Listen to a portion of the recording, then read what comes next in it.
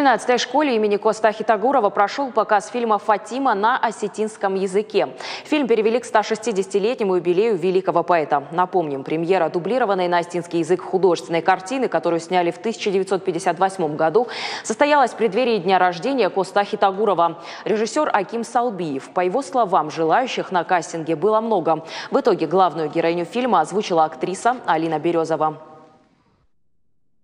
На каждую роль было 5-6 голосов, но задача была такая, чтобы выбрать те голоса, которые неизвестны, чтобы они не несли с собой шлейф своих сыгранных ролей. Это очень хорошее дело, и я считаю, что мы сейчас, наши фильмы, которые были сняты на русском языке, они должны по-осетински заговорить.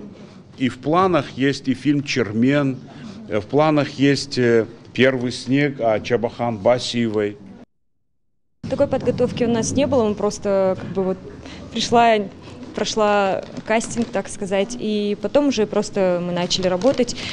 Что касается именно самой роли, я думаю, что если бы не такие люди, как Аким Салбиев, сложно было справиться, потому что нужно было передать эмоции актрисы, которая уже сыграла это, по-своему как-то попытаться это сделать.